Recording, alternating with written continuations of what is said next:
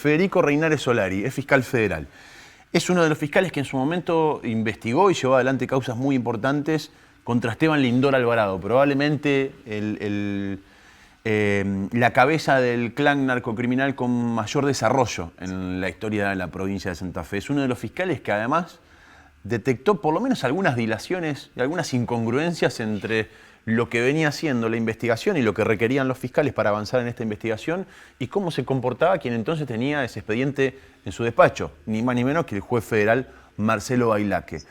Es parte de casi una decena de fiscales que investigan una megacausa que puede tener muchísimas vertientes y que siempre decimos es un poco la punta del iceberg de cómo han funcionado y cómo funcionan algunas estructuras de poder corruptas, por supuesto, en la provincia de Santa Fe. Estoy hablando de la causa Baudaña, que además lo tiene también involucrado al juez federal Marcelo Bailaque, que tiene involucrado al financista Fernando Vipey, entre otros. Lo vamos a saludar y tiene el amable gesto de atendernos al doctor Federico Reinares Solari. ¿Cómo le va, doctor? Gracias por este tiempo.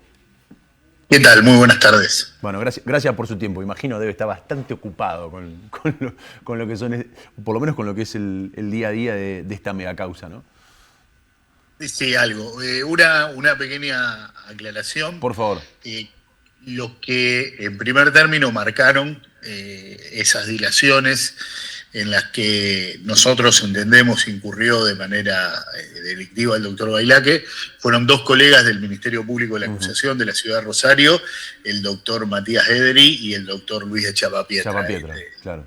Sí, que no quería dejar de resaltarlo porque de alguna manera ellos fueron los que hicieron el puntapié inicial. Si bien algunos veníamos advirtiendo algunas cosas, ellos tuvieron la perspicacia de hacerlo después de lograr una condena a Esteban Lindor Alvarado en el fuero provincial, lo cual evidentemente le dio mucha fuerza a su voz. Totalmente, ¿no? Y además evidentemente con un trabajo mucho más minucioso por parte de los fiscales, porque si tenés al juez que lleva el expediente por lo menos dilatando la cuestión, hay que ser mucho más contundente, ¿no? A la hora de avanzar en la carga probatoria y en lo que implica armar la trama en la cual se desenvolvía en ese caso Alvarado, ¿no? Bien, sí, efectivamente, sí.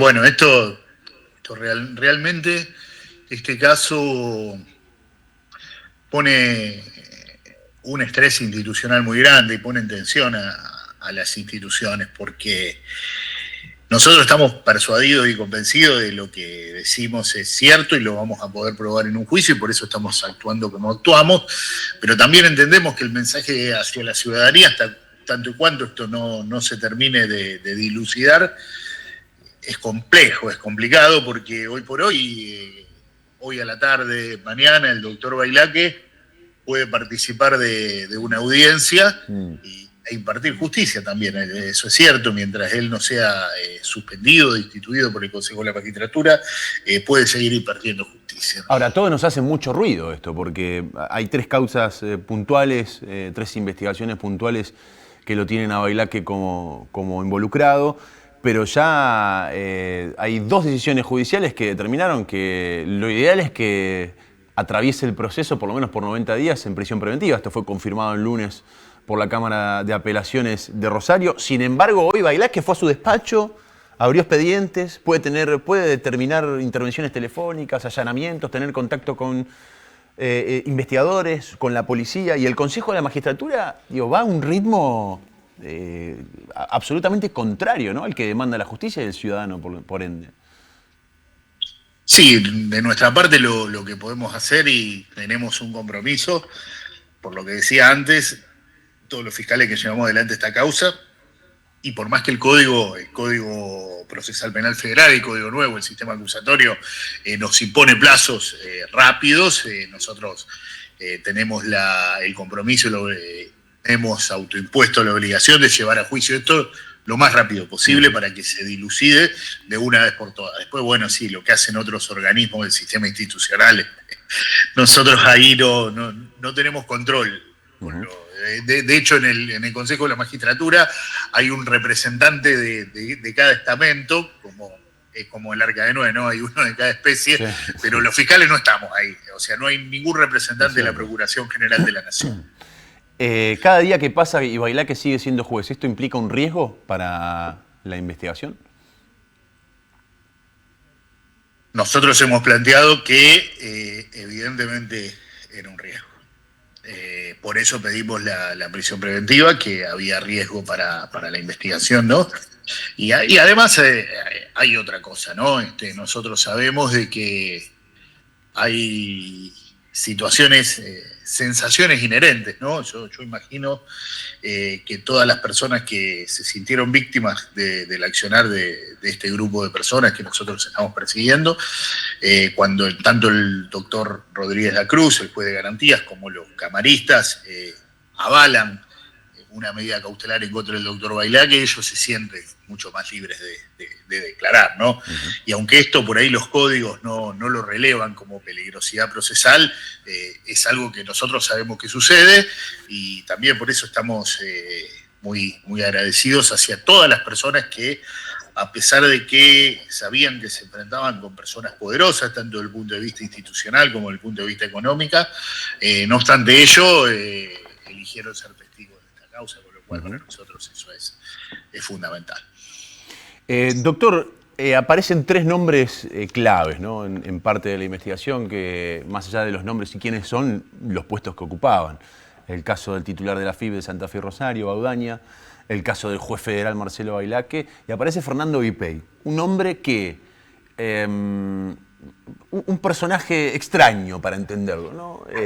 Financista, empresario, con mucho contacto político, con distintas variantes de la política. ¿Cómo lo describe? ¿Y cuál era el rol, por lo menos, de Fernando Vipey en la estafa que estaban llevando adelante, la extorsión que estaban llevando adelante con Oneto y con Iglesias en Rosario?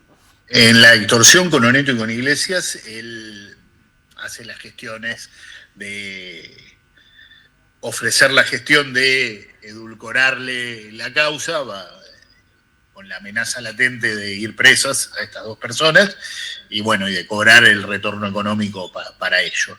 Pero la causa que nos parece ilustrativa de lo que es el rol de Fernando Vipey es la causa en la que se investiga el destino de los fondos de la cooperativa de Puerto General San Martín y de la cooperativa de San Lorenzo, ¿no? Recordemos que era una causa en la cual, por lavado de dinero y administración fraudulenta, por la cual los directivos de esa cooperativa se encontraban detenidos. Entonces se había dispuesto a un interventor judicial. Lo que hace Fernando Vipey, amigo personal del doctor Bailaque, logra influir sobre el interventor que había sido designado judicialmente. Esta es una causa que se origina en el Juzgado Federal de Campana, y al interventor lo nombra el juez federal de Campana. Cuando por una cuestión de competencia la causa llega a la Justicia Federal de Rosario, ese interventor ya venía nombrado. No obstante eso, el señor Vipey había logrado que se contrataran con una figura sui generis de asesores de la intervención a tres personas, dos de las cuales habían formado de manera estrecha parte de las empresas del grupo empresario. Habían tenido distintas funciones en su grupo empresario. Entonces él influía sobre la intervención. ¿Y qué hace la intervención? Pide el desbloqueo de los fondos que estaban depositados en plazo fijo en entidades bancarias, para que se apliquen a entidades locales que daban un mejor interés. Esa entidad local que fue preferida era una mutual sobre la cual Fernando Vipey tenía influencia, ¿no? Claro, había que rescatar, básicamente digo, había que rescatar la guita. Sí, esa, dicho bien y pronto es eso.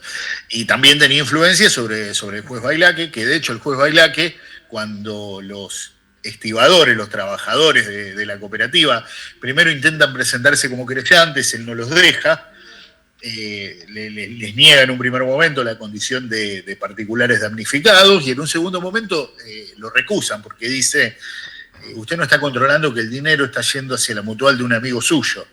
Y él, cuando contesta ese planteo de recusación, en ningún momento se refiere a si es amigo o no es amigo de Fernando Vipey. Lo oculta deliberadamente hasta que finalmente una decisión de la Cámara Federal de Casación Penal le dicen, pregúntenle directamente al juez Bailaque para ver que digan si es amigo o no es amigo. Y él dice, sí, nunca lo negué, soy amigo de Fernando Upey, cuando en realidad en los hechos sí lo negó, porque él omite deliberadamente referirse en esa recusación, a la que era el motivo de la recusación, claro, que era su amistad con Fernando Upey, porque después claro, contesta un montón de cuestiones sobre lo que a su juicio era la racionalidad económica de la decisión que había tomado la intervención de depositar esos plazos fijos en la mutual de Fernando Upey. Pero en realidad la discusión no era esa, la discusión es que él era el amigo de Fernando Upey. Y eso él lo ocultó y posibilitó que un amigo suyo tuviera una inyección de dinero sustancial durante la pandemia, básicamente. En la configuración de un poco de la personalidad, del personaje de Fernando Upey, ¿pudieron detectar ustedes vínculos con la política? Por ejemplo, financiamiento de campañas políticas o de partidos políticos. ¿Hasta dónde llegaban los lazos de este lobista, digámosle, de una forma? Eso es algo que siempre se dice, que bueno, hay múltiples publicaciones periodísticas, pero es algo que uno la lee, pero tratamos de olvidarlo, porque si nosotros tomáramos al pie de la letra todo eso que dice ahí, dicen, bueno, es un personaje superpoderoso, ¿a quién nosotros tenemos que imputar? Entonces, como nosotros decidimos imputarlo igual, lo tenemos en cuenta, pero no lo consideramos relevante en nuestro trabajo. Y por otro lado, nosotros tenemos que centrarnos en los hechos. O sea, no es relevante para esta causa en particular, digamos. No es relevante para esta causa en particular. Lo que sí fue relevante, que nosotros lo planteamos de esta circunstancia, de que Upey demostró su capacidad, su modo de actuar, tanto para influir sobre la intervención como para influir sobre el juez. Vemos que es una persona que sabe moverse muy bien en los pasillos de la diplomacia y del poder, eso está claro, que tiene una capacidad para hacerlo. O sea, no cualquiera hecho, tuvo un abogado que después fue presidente de la nación. Bueno, sí, qué sé yo, claramente. Y después, bueno, hay una pregunta que cuando el contador Baudagna declara, bueno, como arrepentido, y se refiere a una ocasión en la cual, digamos, a él le encomiendan cuál sería la misión en el marco del armado de la causa para Oneto Iglesias, estando presente el doctor Bailaque y el señor Fernando Upey. Le preguntamos si alguno de los dos tenía influencia sobre el otro, ¿no? Y la respuesta fue, a nuestro juicio, muy ilustrativa, ¿no? Dice, el que no era funcionario sobre el funcionario, dijo. Claro, exactamente. ¿Existe la posibilidad para ustedes, si es que lo analizaron o lo están analizando, de aplicar la figura del imputado colaborador o del arrepentido, viendo los frutos que dio, digamos, hacerlo con Baudaña, también, por ejemplo, con el juez federal Marcelo Bailaque? ¿O con Upey? Hay una limitación frente a eso, que es que la persona que declara tiene, cuando involucra a otra, lo tiene que hacer sobre una persona en el grupo delictivo al menos de la misma jerarquía que él. Claro. Entonces, claro, sí, esta cuestión de cuando, aparte es algo que básicamente tiene que partir de las personas que han cometido este tipo de hechos. O sea, claro, lógico. Nosotros consideramos que con la prueba que tenemos estamos muy firmes y estamos muy bien de acuerdo a las imputaciones que hemos hecho. O sea, a ver, uno siempre está abierto, porque quizá estas personas que pueden declarar como imputados colaboradores por ahí mencionan otro tipo de hechos, ¿no? Y otros aspectos, ¿no? Pero bueno, siempre hay que tener esta cuestión, ¿no? La persona que mencionen, básicamente acá el jefe nunca puede declarar en contra de su subordinado, digamos. Doctor, ¿cómo le va? Facundo lo saluda. La verdad que me quedé muy impactado, ¿no? al escuchar la charla recién con Juan. Y tengo una pregunta, una duda, tal vez desde una tribuna completamente apartada al mundo de la justicia. Por acá lo que se está haciendo es una investigación a un juez que dictó fallos y después, sobre la luz de los hechos, termina siendo condenado, apartado de su cargo. ¿Qué pasa con los fallos recientes de este juez. ¿Puede en este caso las personas damnificadas o no, o afectadas, producto de las decisiones de la institución, de la justicia federal, que llevan la firma de una persona que en definitiva es corrupto o terminó siendo corrupto? ¿Puede llegar a tener algún tipo de implicancias o fallos como caer en saco roto o no? ¿O son viables? Porque queda también esa situación difícil tal vez de entender, que fuiste juzgado por un juez que en definitiva después termina teniendo esta situación si la causa avanza. ¿Qué pasa con esas situaciones? Del punto de vista de lo que es el aspecto reputacional de la justicia, está claro que sí, va a quedar una mácula sobre toda, y no solamente sobre las decisiones del juez Bailaque, sino somos perfectamente conscientes que sobre la justicia federal de la ciudad de Rosario, ¿no?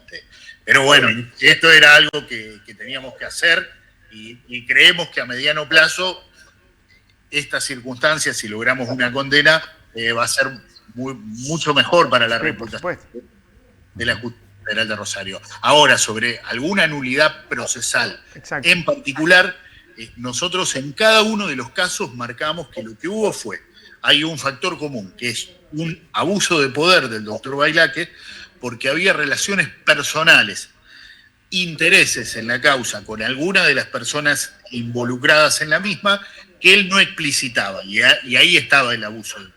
En el caso que se intentaba investigar, Esteban Lindor Alvarado, quien aparece es un amigo personal del doctor Bailaque, el contador Gabriel Misó, un amigo íntimo del doctor Bailaque, que era el contador de una de las empresas que Alvarado había diseñado para llevar adelante su organización criminal. El desvío de poder fue a partir de su amistad con Misó.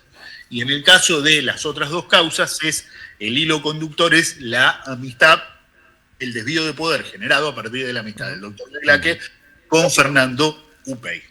Entonces, el efecto extensivo, si es que lo hay en otras causas, que yo no puedo descartarlo, tiene que ser a partir de un desvío de poder con una persona que el doctor Bailaque haya tenido una relación de interés que no haya sido explicitado en la causa. Las otras causas en las cuales falló el doctor Bailaque, en principio no habría un efecto extensivo que pueda anularla jurídicamente, ¿no? Después de la declaración de Baudaña se abrieron muchos otros capítulos. Entiendo que además hay muchos fiscales tirando de muchos hilos. Pero aparecieron acá en Santa Fe algunos nombres reconocidos. El caso de Carlos Felice, si bien no están imputados en el marco de la causa, pero sí han aparecido, por lo menos en la declaración de Baudaña, el caso de Carlos Felice, el caso de Nahuel Caputo, entre otros nombres. ¿Es parte usted de la investigación de estos otros nombres que aparecieron y que todavía no están? No. Yo estoy en el capítulo rosarino. Capítulo rosarino. Y la última, en este caso, ¿cómo se reconstruye desde la justicia federal la confianza con el ciudadano? Porque lo ato a lo que preguntaba Facundo recién. Acá el santafesino termina viendo que el juez que tenía que perseguir al narco tenía el mismo contador, que termina involucrado en una causa en parte por no avanzar con su trabajo lo que tenía que hacer, que además formaba parte de una supuesta asociación ilícita que estafaba a empresarios, que habría causas en conjunto con otra gente. ¿Cómo se empieza a reconstruir esa confianza con el ciudadano de a pie? Esto es de la misma manera que en cualquier actividad, ¿no? Sí, con resultados, ¿no? O sea, porque la justicia federal, sobre todo en la ciudad de Rosario, durante muchos años fue cuestionada. Y bueno, y hay varias explicaciones posibles para decir por qué fue cuestionada y por qué no obtuvo los resultados que la ciudadanía reclama, y con justa razón, porque tendría que haberlos arribado. Y de alguna manera la defensa técnica del doctor Bailaque, el doctor Puccinelli, dice, bueno, el sistema procesal era malo, ¿no? Y nosotros le señalamos que sí, es cierto, el sistema procesal era muy malo, que también como el sistema procesal era malo, muchos actores de la justicia federal, ya que está, digamos, vamos a andar en segunda porque total el sistema es malo y entonces no nos vamos a volver locos, y se acomodaron a esa maldad del sistema, digamos, y otros cometieron delitos. Y cuando suceden estos temas, aunque sea difícil, aunque genere tensiones, hay que exponerlo. Y creo que el sistema procesal que tenemos ahora a nosotros nos permite dos cosas. Primero, nosotros podemos afirmar, estos hechos no es que sucedieron por eso, pero generaron una mayor tranquilidad a los que llevaban adelante estos hechos, que estos hechos se llevaban adelante en las penumbras del viejo sistema escrito, formal, ritualista. Ahora, todas estas circunstancias que están sucediendo y por las cuales estamos hablando, sucedieron en audiencias públicas. Ustedes pueden cortar conmigo y llamarlo al abogado del doctor Bailaque o al abogado del señor Upey, y podemos discutir y discrepar sobre si hay prueba o no hay prueba, ¿no?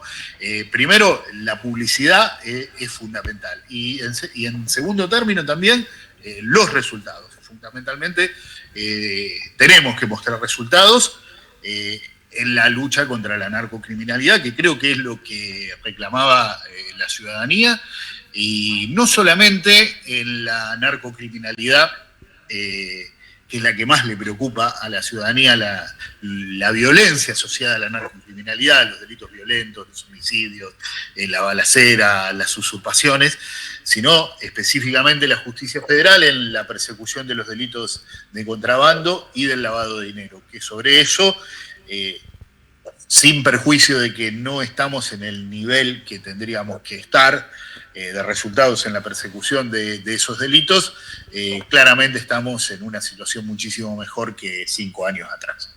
Federico, gracias por tu tiempo, muy amable. No, por favor, muchas gracias a ustedes porque entendemos que es importante para la ciudadanía comunicar lo que estamos haciendo. Rápida, la última. ¿Es la punta del iceberg esto hasta ahora? ¿Hay más? Y a uno le parece que hay demasiada estructura para que sean 3 hechos nada más, ¿no? Totalmente. Gracias, un abrazo. No, por favor, hasta luego. Federico Reinales Solari. Me quedo con esto último, porque claro, yo le quería preguntar en un momento, si no, la verdad que por ahí se hacen demasiado largas las entrevistas porque uno quiere seguir preguntando. Pero claro, el hecho que se investiga esta situación ilícita entre el titular de la FIP, el juez federal y el lobista, vamos a llamarlo así, o el financista Upey, extorsionando a 2 empresarios, a uno fundamentalmente le pidieron $200.000, que según la declaración de uno de ellos termina pagando $160.000, no llegó a pagar todo, para bajarle una causa. Estos tipos se pusieron de acuerdo en un asado, porque además se comprobó esa situación de asado, ¿no? Donde además había un periodista ya fallecido. ¿Lo hicieron solo con uno? ¿Cuántos más extorsionados hubo antes? ¿Cuántos pagaron las 200 lucas para avanzar, o por lo menos para que los dejen tranquilos el juez federal y el dueño de la FIP, del momento, el dueño de la computadora de la FIP? Bueno, es una gran pregunta. Lo que dice el fiscal es muy claro también. Es demasiada estructura para hacer un solo caso. ¿Sabés qué te digo? Es demasiada estructura para $200.000. Acá hay algo mucho más grande, digamos. $200.000 se lo tenés que dividir entre 3 tipos, digamos. Para esas jerarquías, demasiada estructura. Y además mover instituciones, sí, ¿no? Nada más y nada menos que AFIP o ARCA, ex AFIP, totalmente, y después la justicia federal, totalmente, digamos. ¿Cuántas personas dependen de las decisiones, más allá de que eran básicamente los directores, en el rango jerárquico los más importantes, pero ahí atrás los mandos medios no sabían? Ese tipo de cuestiones. Sí, ¿dónde se corta esa cadena de investigación? Es muy valiosa la palabra del fiscal, porque además, así como también le preguntaba, digamos, cómo se reconstruye la confianza en un sistema judicial, tenés fiscales que, a pesar de peces gordos, avanzaron, investigaron, pidieron que queden en cana, etcétera, etcétera, que son un dolor importante, sí, para estos tipos. Y también es muy difícil tener, pues yo le pregunté, sabiendo que él está junto con otros fiscales en el capítulo, porque hay un capítulo Reconquista, hay un capítulo Rosario, es parte de Reinales, es parte de los fiscales de Rosario, y hay un capítulo Santa Fe, que es súper importante también. Y además, sobre todo con Baudaña y con los nombres que hoy mencionábamos, el caso de Felice, por ejemplo, diagraman una estructura funcional en Santa Fe. Es muy difícil hoy tener la palabra de los fiscales de Santa Fe. No porque no quieran hablar, sino porque están muy precavidos en no dar pasos en falso, claro, con la investigación, ¿no? ¿Y qué pasa con los tiempos? Porque por ahí tal vez del otro lado decís, los plazos parecen rápidos, pero sin embargo el juez sigue dictando sentencias, sigue haciendo investigaciones, no ha apartado del cargo. ¿Qué pasa con eso, con los tiempos? Cuando tenés causas tan grandes, yo creo que tenés que dar el zarpazo medio rápido. Por eso estuvo muy bien planificado, digamos. Nosotros sabíamos que algo estaba pasando, que existía la causa, sobre todo con Baudaña, y empezamos a tirar de los hilos de la investigación periodística, hablo por supuesto, sobre fines del año pasado, octubre, noviembre, del tema Baudaña. Yo recuerdo una cena que tuve con algunos colegas y dije, che, mirá que Baudaña está hasta las... Es lo que me dicen a mí, no, Carlitos acá, Carlitos allá. Bueno, Baudaña termina como arrepentido. con una estrategia de su abogado, el doctor Néstor Oroño, sabiendo que estaba hasta las manos, o sea, que estaban todas las huellitas puestas, y que si no terminaba en una especie de acuerdo arrepentido, el hilo se cortaba ahí. Eso fue trabajado durante los meses de noviembre, diciembre, con muchísima cautela, y termina apareciendo recién a principios de este año, esa declaración de Baudoña como arrepentido, que abre la puerta a todo lo otro, a Bailaque, a Vipey, a Feliz en Santa Fe, a contadores, a empresarios de medios, etcétera, etcétera, etcétera, todo lo que más o menos ya venimos contando en este último tiempo. Ahora, vos tenés que trabajarlo con mucho sigilo en principio, y tenés que, cuando esto sale a la luz, ya tenés que avanzar más fuerte, sobre todo con los nombres, con los pesos pesados, que eso fue lo que pasó. Hay que rescatar eso, digamos. Fue una investigación muy bien hecha, con mucha reserva, muchos meses investigando, donde nosotros sabíamos que algo estaba pasando y estábamos tratando de tener, con las fuentes y con lo que uno consulta, tener los detalles, y estuvo muy bien resguardado. Yo creo que el capítulo Santa Fe todavía está en esa instancia de un avance de investigación, y además, a veces, periodísticamente hablando, también uno tiene esa... como esa necesidad de ver qué pasa y de contar, y los fiscales dicen, che, no, porque no puedo hablar, porque, claro, porque después tengo que salir a pedir una prisión preventiva a un juez, ¿entendés? Entonces hay que respetar un poco esos tiempos. Creo que es así como, vuelvo a lo que decía al inicio de la última pregunta, así como es muy frustrante ver a un juez federal que tiene que perseguir a los narcos, laburando con los narcos y estafando gente, también es muy gratificante ver que hay fiscales federales que tienen muchas menos herramientas que las que tenían esos jueces, y que a veces tienen todo un sistema en contra. Él lo decía, por ejemplo, no tienen representante en el Consejo de la Magistratura, que los tipos ponen la cabeza.